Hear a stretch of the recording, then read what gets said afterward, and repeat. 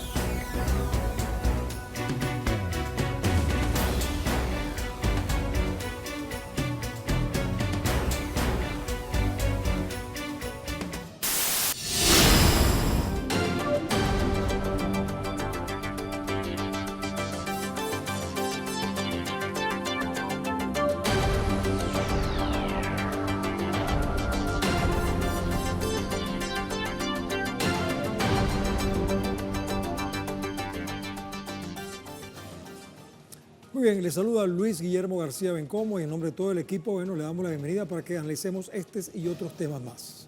Pero antes, debo recordarles que nos interesa muchísimo su participación para que se active la comunicación, más allá de la difusión de mensajes. Por eso hemos seleccionado uno de los temas para presentarles una encuesta que está en Telegram, en esta cuenta de Telesur TV, y vamos a contextualizarla. Estamos hablando de Perú, las elecciones. Roberto Sánchez, de izquierda, pasa a liderar el balotaje, es decir, la segunda vuelta presidencial, y supera a la derechista Keiko Fujimori, la hija del exdictador. Y esto pasa con más de 3.000 votos de conteo preliminar. Entonces nos preguntamos y les preguntamos, ¿qué evidencia este resultado? Hemos colocado 4 opciones. Una dice, Fujimori nunca más. La número 2, el pueblo rechaza la crisis de gobernabilidad. Número 3, bueno, se niega a dar continuidad entonces a estos proyectos de la crisis de gobernabilidad. También se niega a dar continuidad a prácticas antidemocráticas. Y también se habla de una posible recuperación de la democracia. Son 4 opciones que están allí. Escojan ustedes entonces cuál les parece más pertinente. Recuerden que en Telegram solo cabe una y al final observaremos la tendencia que ustedes con sus respuestas están creando.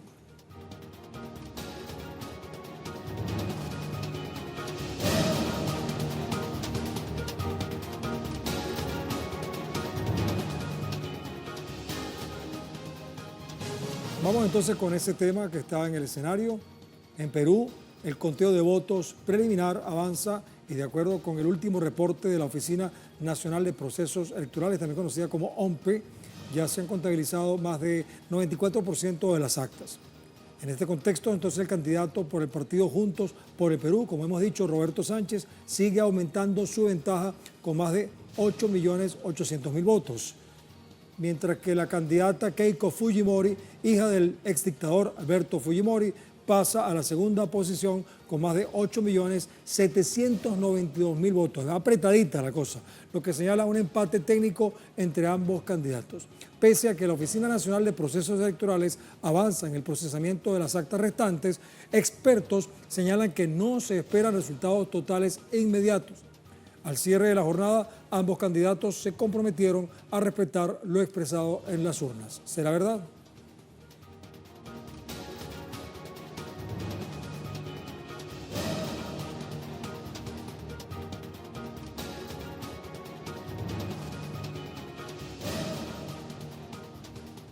Bien, como solemos hacer en Temas del Día, nos aproximamos a la noticia en el lugar de los hechos, por eso vámonos hasta el Perú. Jaime Herrera está en Lima en esta oportunidad. Jaime, y tomando en cuenta lo último que acabo de decir, que ellos piensan respetar los resultados, ¿de verdad respetarán los resultados algunos de ellos y el Congreso respetará esos resultados?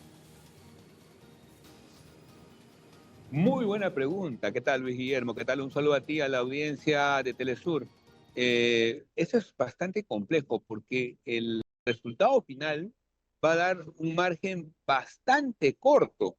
Y ojo, si bien los candidatos pueden tener, especialmente Keiko Fujimori, puede tener un mensaje de que va a aceptar los resultados y todo, pero hay ciertos sectores ligados a ella que ya están hablando de fraude. O sea, que están anticipándose probablemente que si no les favorecen estos resultados, que es lo más probable, no los vayan a aceptar y vayan a comenzar tal como lo hicieron con Pedro Castillo, con esta narrativa de ir a reclamar a organizaciones internacionales, con protestas para que se anulen las elecciones y todo ello. Así que, o sea, una cosa es lo que dice Keiko Fujimori y otra cosa es lo que se dice en las redes sociales, lo que dice la gente en las calles y algunos analistas, entre comillas, que siempre han tenido una posición clara, orientada hacia la derecha y al sector empresarial, que no garantiza que ello sea así. Ahora, los congresistas, Keiko Fujimori dice una cosa y los congresistas hacen siempre otra, que probablemente sea lo que ella les dicta desde la comodidad de su casa, que es lo que siempre ha ocurrido, ¿no? Y esto se demostró además con chats que se evidenciaban cómo Keiko Fujimori dirigía, cómo tenía que votar tal o cual bancada. Y ella tiene mayoría en el Congreso, no necesariamente su partido, sí, pero sí uniéndose con el derechista López Aliaga, que tiene su Partido Popular Renovación Popular, y que ellos juntos harían una mayoría tanto en la Cámara Baja como en la Cámara de Senadores. Así que esto, lo que tú acabas de decir, efectivamente es un tema bastante delicado y que ayer lo mencionaba en algún momento durante su discurso en la Plaza San Martín, el candidato Roberto Sánchez, diciendo que ahora no solamente es cuestión de esperar los resultados sentados en casa, sino más bien organizados, y saliendo a las calles para defender lo que ha decidido la población, sea cuales sean los resultados, decía él. Y en efecto, hay necesidad, lo decía en la mañana la propia Keiko Fujimori, que ella tiene alrededor de 100 personeros legales que los ha desplegado para que vayan a los jurados electorales especiales y comiencen, no sabemos si a defender su voto, pero lo que sí probablemente a intentar anular votos de Roberto Sánchez y Juntos por el Perú, que es una práctica que aquí en el Perú ha sido bastante habitual y que era implantada por el Partido Aprista Peruano hace bastantes años, y que hoy esto podría repetirse con una actitud de personeros que van a estos jurados electorales especiales para tratar, repetimos, de eliminar votos. Por ejemplo, un detalle sobre este tema, Luis Guillermo.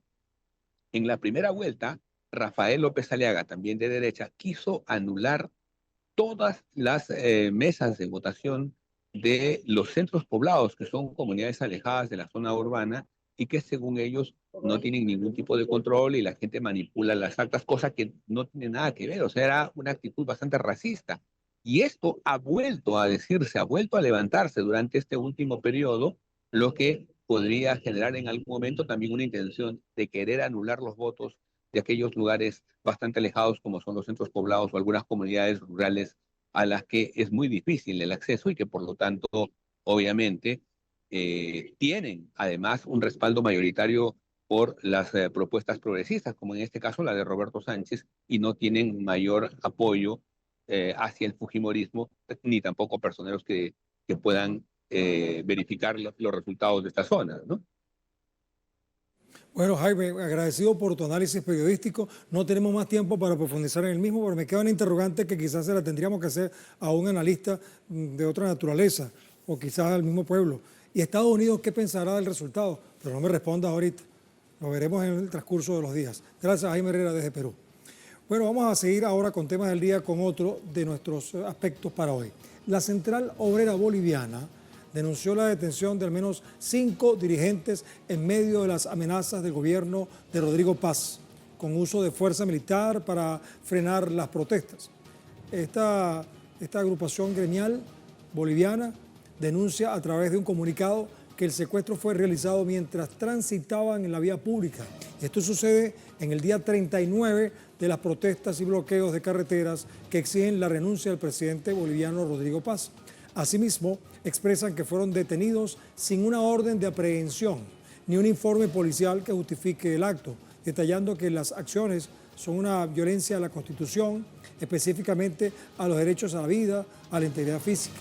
Mientras, el gobierno analiza aplicar un estado de excepción como último recurso ante las pérdidas económicas, desabastecimientos en las ciudades y el estancamiento del diálogo con las organizaciones sociales.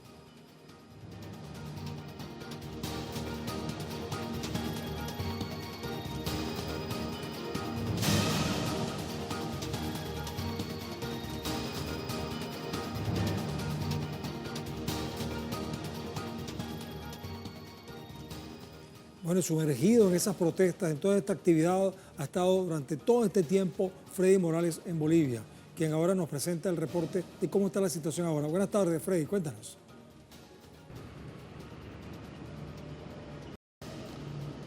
Buenas tardes.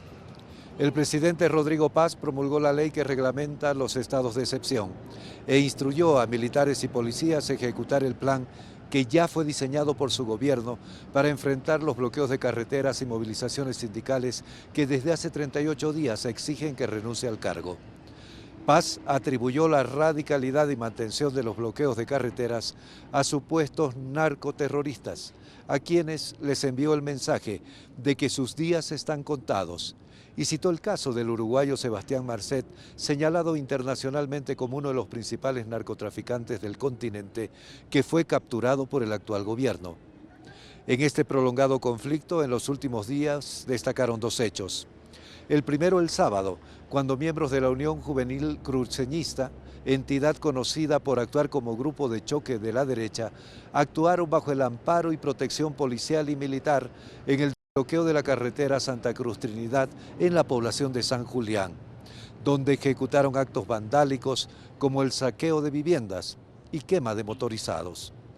Hasta ahora se había verificado que actuaban ante la pasividad policial, pero no se los había visto hacer el trabajo expresamente amparados por policías y militares.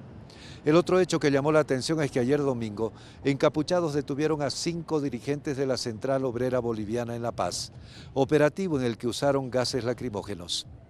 La Central Obrera denunció y verificó que los encapuchados son policías y no tenían orden de aprehensión contra esos dirigentes que continúan detenidos en instalaciones policiales.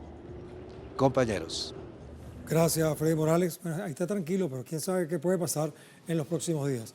Bueno, vamos a seguir adelante con temas del día con la imagen que hemos seleccionado para hoy, que nos lleva hasta España. Vamos a ver qué pasa en España. Robert Prevost, el Papa León XIV, ahí está. ¿Qué hace en España? Bueno, está en una gira. Es un hecho histórico que refleja la apertura del país hacia la iglesia, aunque España siempre ha estado muy vinculada desde la época de Franco con la iglesia. El pontífice ofreció un discurso ante el Congreso de los Diputados. Allí el Papa hizo un llamado contundente a respetar a la comunidad migrante y exigió una renovación moral en la política y la sociedad para erradicar la discriminación. En sus palabras, la verdadera grandeza de una nación se mide por su capacidad de proteger y amar a los más vulnerables.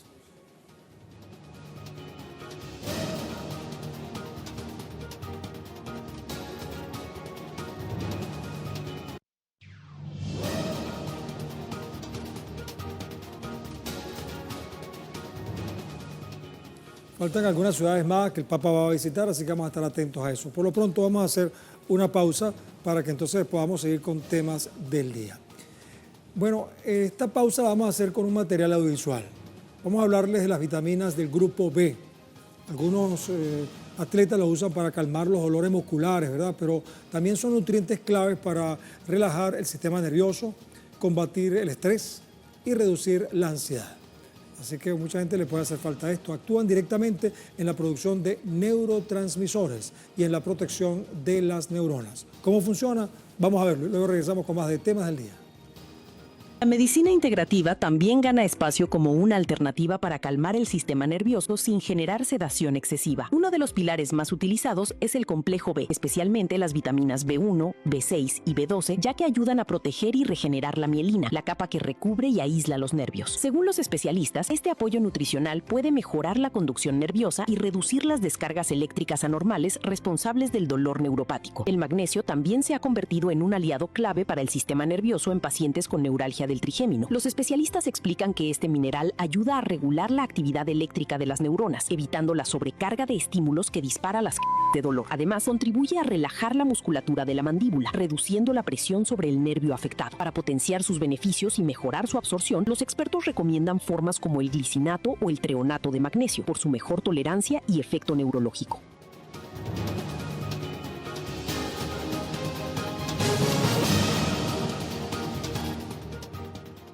Antes de proseguir con los temas del día, vamos a recordarles la pregunta que hicimos al principio, que tiene que ver con uno de los temas que ya enfocamos, que es el tema que está en nuestra cuenta de Telesur TV en Instagram, en Telegram.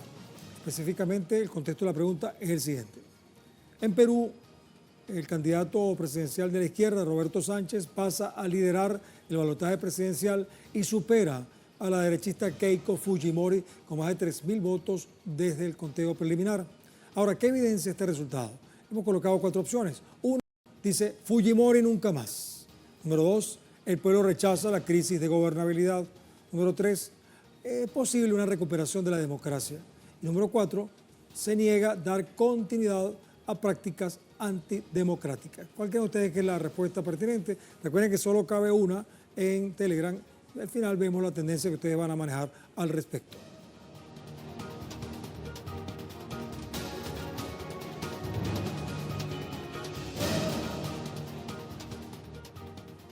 Vamos con otro de los temas que presentamos al principio. La presidenta encargada de la República Bolivariana de Venezuela, Delcy Rodríguez, se reunió con su homólogo de Turquía, Recep Tayyip Erdogan, en el contexto de su visita a esa nación euroasiática.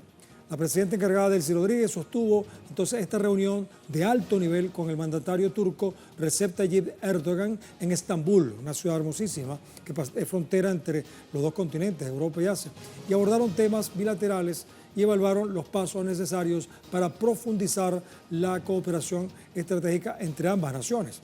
Entre los temas también abarcaron áreas fundamentales para el desarrollo binacional, como por ejemplo comercio, inversión, energía, vivienda, salud y conectividad aérea.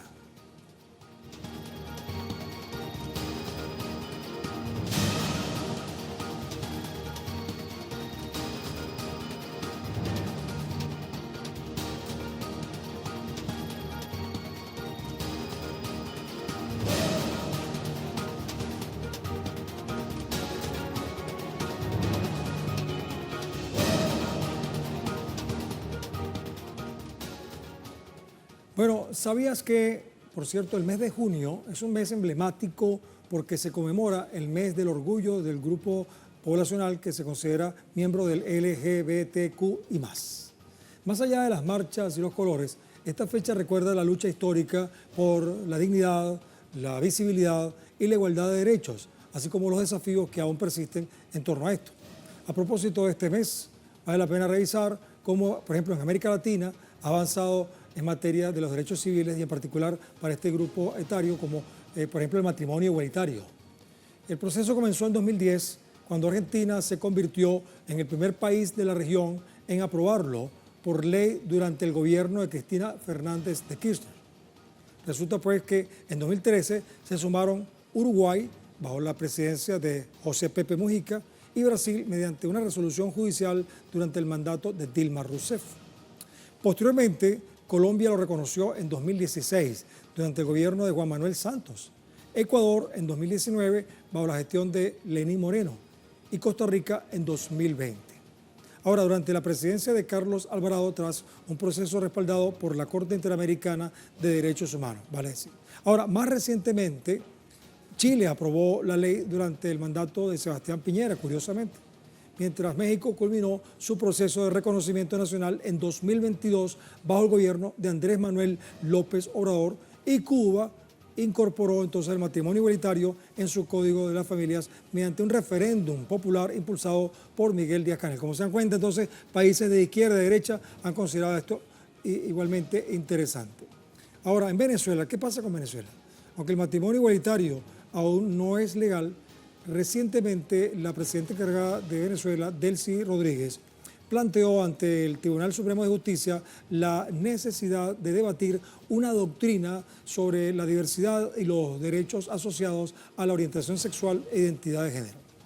Si bien esto no supone cambios inmediatos, bueno, ha reactivado la discusión sobre demandas históricas, como por ejemplo el reconocimiento de las uniones de hecho y el cambio de nombre para personas trans. De manera que es un proceso que sigue su marcha y bueno, ya veremos hacia dónde va a desembocar.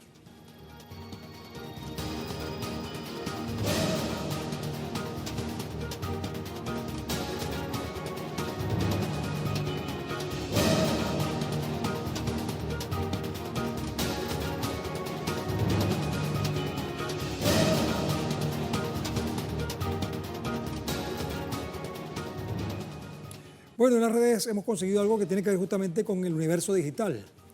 Se llama Giga AI, o sea, Giga Inteligencia Artificial. Presenta humanoides, es una empresa, humanoides con inteligencia artificial avanzada, que son capaces de comprender acciones naturales y realizar tareas cotidianas sin secuencias predefinidas, o sea, con forma aleatoria, pero van aprendiendo. 100 modelos, conocidos como Sea Light S1, ya están en fase de pruebas en hogares de Wuhan, realizando tareas domésticas como cocinar o doblar la ropa. A mí me caería muy bien eso, doblar la ropa. Su inteligencia artificial les permite interpretar lenguaje natural y ejecutar acciones de manera flexible. O sea, ¿se acuerdan no sé si llegaron a ver una comiquita llamada Los Supersónicos? Había una dama humanoide que doblaba la ropa y todo esto. Vamos a verlo.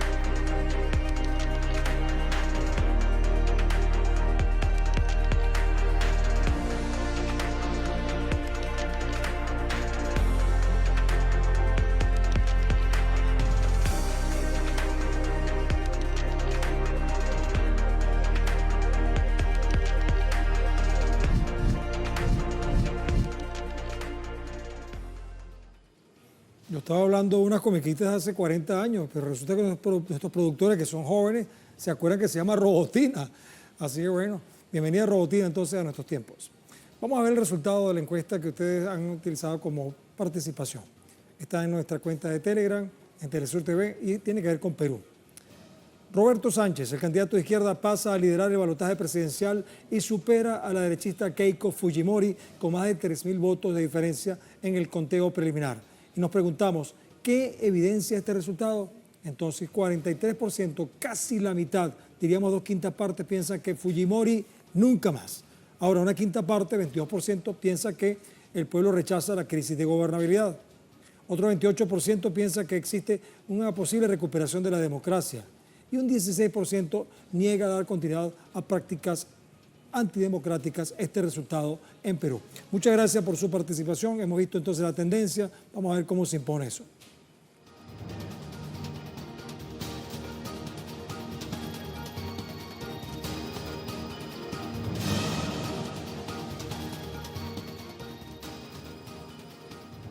Bueno, ya vamos a despedirnos, pero vamos a hacerlo con un material audiovisual que hemos reservado para este momento, que ustedes pueden conseguir entonces en nuestras redes sociales, en todas las cuentas. Se trata de la Ciudad de México, que se prepara para ser el escenario de una transformación verde. Con el Plan Mundial Verde, el objetivo es claro: mitigar la huella ecológica de millones de turistas a través de 10 ejes estratégicos, desde la gestión de residuos hasta la restauración de ecosistemas. El legado empieza hoy y nosotros tenemos acá, por supuesto, el tema del día. Será hasta una próxima oportunidad. Conciencia, conciencia. ¿Sabía que un solo partido puede generar hasta 15 toneladas de basura? Para el Mundial 2026, la Ciudad de México lanza el Mundial Verde. Es una estrategia con 10 ejes para mitigar el impacto, desde la eliminación de plásticos de un solo uso en estadios hasta la gestión estricta de residuos. El objetivo es dejar un legado real. Además, se activan 8 rutas de agroturismo para descentralizar la visita y el proyecto 1 millón de flores en Xochimilco, que usará vegetación nativa para embellecer la ciudad y restaurar el suelo. Es el primer paso para demostrar que el fútbol y la sostenibilidad pueden convivir.